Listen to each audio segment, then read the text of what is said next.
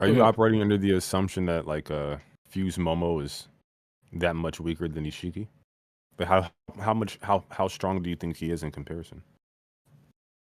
I mean, just a fight against Naruto and Sasuke shows the superiority of Isshiki over a Momoshiki. Like, Isshiki was beating these guys with ease, as it took Momoshiki actually had to try to defeat them. And actually, Momoshiki got defeated at the end.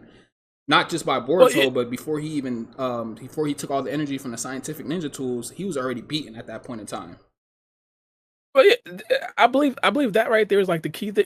Well, to be honest, I forgot what my guy Mello said. Oh yeah, power wise, my bad. Naruto and Sasuke wasn't kicking Isshiki, bro. Yeah, and that's the thing. Power wise, I think you could just parse out the hacks abilities, the dojutsus and everything like that. I believe that Mello is very, very high on Momoshiki's abilities, and I think that right there is definitely for a reason. But power wise, Momoshiki was like significant. I won't say significantly, but he was like, he really was on Isshiki Otsutsuki's level, put it like that. And I personally believe power wise, Kawaki's probably going to be a lot faster and stronger than Boruto. Just faster and stronger, just in regards to taijutsu abilities and things such as that. Power and strength. I mean, power, speed and power. Just off of that. So I believe, you feel me, that Boruto would possibly need something to propel him up. But power wise, yeah, I think that it'll probably be like a big gap between Boruto and Kawaki if they both like mastered the Karma Seal. Very interesting. Very interesting. I was just curious. I just have to go off of the Ishikis. I was about to say the Ishikis. I have to go. I gotta go off of the Otsutsus that they're being the vessels for. It just seems like Momoshiki or Isshiki is just like far more superior than Isshiki is far more superior than Momoshiki. Just going off of the fights with Naruto and Sasuke. Why do you think that is? Naruto and Sasuke could barely land a hand on Jigen, who wasn't nowhere near equal to Isshiki. When they got to Isshiki was using people as skateboards, putting his feet in people's face. Like Bara said, he put Naruto between two cubes like a freaking bologna sandwich. Like, bro, like Momoshiki wasn't doing nothing like that. Bro, let me say, I spit on my drink, bro. Jesus Christ. Bro, continue, bro. So like, why do you think that is though? Wait, what do you mean? Like, why do you think Jigen was able to do all that? Like, you think that he has more power? Yeah. Just as far as chakra goes, I think he just has way more chakra than Ishiki does. Well, I think Jigen is more of a tricky situation, mainly because Jigen himself, he got amped by the Ten Tails, and the reason why I think that right there is like a big deal is because Momoshiki was kind of amped as well, but he was amped by the Nine Tails. We understand there's like clear difference between the Ten Tails and Nine Tails, even though Naruto's Nine Tails isn't like a regular Nine Tails. We talked about how Naruto kind of made him stronger. Kind of disagree, but I still believe. Yeah, I see what you mean. But for us to like actually like compare, I think we should be using the comparison of Isshiki Otsutsuki versus Naruto and Sasuke, not Jigen versus Naruto. Oh no, I hear what you're saying. I had just brought Jigen up because Naruto and Sasuke fought Jigen and they got stomped out by Jigen, who's the vessel of Isshiki. So I thought it only made sense. Yeah, that's fine. No, I see what you mean.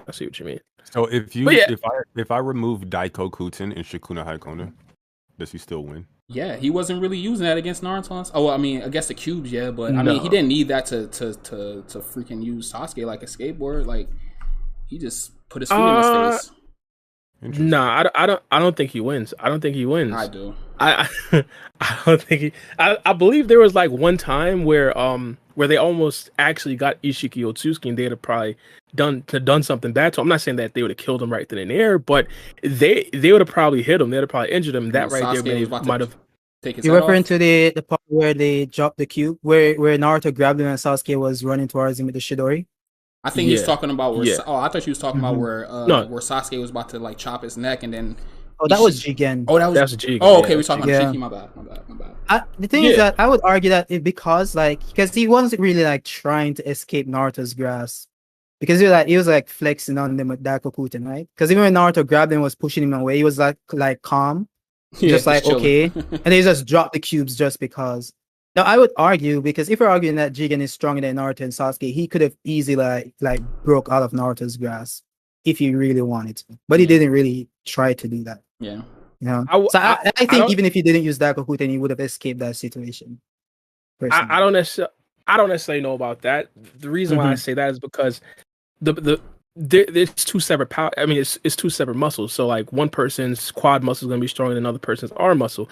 Naruto's strength to actually restrain somebody might be stronger than Isshiki's strength to actually like propel his arms like outwardly and actually break the hold. So I don't necessarily know for sure if Isshiki would have been able to break out of that, but from what we've seen, it looked like Isshiki Otsutsuki was stuck. Now again, I'm not saying that for sure that he was, so I won't necessarily say that hey, Naruto and Sasuke can beat each or can't be Isshiki Otsutsuki or whatever. If they can actually be Isshiki Otsutsuki, if he's only using taijutsu, I'll just say it'll be a much more difficult fight. But similar with Momoshiki, I don't necessarily think that Momoshiki would have came anywhere close to Naruto and Sasuke with just his abilities. And of course, we've seen that kind of. But Isshiki Otsutsuki would have definitely put up a better fight. That's why I say that Isshiki Otsutsuki is probably more faster and stronger than Momoshiki. So when like Isshiki's fighting versus Fuse Momoshiki fighting, was there a difference in approach between the characters? Yeah, 100%. I mean, Isshiki Otsutsuki, he was more in a rush. Momoshiki, he was like kind of playing with him. Interesting. So would that bit of context inform how they would actually implement their powers? I get where you're coming from, but Isshiki made it very clear that like 1v1 there was no chance. There was no chance. And Momoshiki 1v1 he was kind of getting frustrated with Naruto a bit. You feel me? Not saying that Naruto would be able to beat Momoshiki in a 1v1, but it was very clear that Isshiki and Naruto wouldn't necessarily be in the same boxing ring hypothetically if KSI wanted to put him on an undercard. Don't you think that it was kind of like wow, I just caught that. Don't you think it's kind of telling that Momoshiki waited until Isshiki was dead to actually to reveal itself to show us that who's superior? Not really. No. This is a different context, right? This is a Momoshiki who's limited not only by the Karma Seal's extraction rate, which is around 80% at the time, but he's also limited by Boruto's chakra reserves as well. So he didn't care about Boro or whatever dude name was. He just came out and well, of course not. Boro's not Isshiki.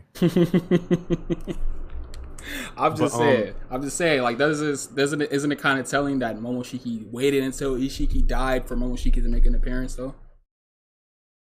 Telling within the context that he's working under, sure. Because he opened his eye, like, the last chapter while Isshiki was still alive, and he waited to actually show his consciousness after Isshiki died.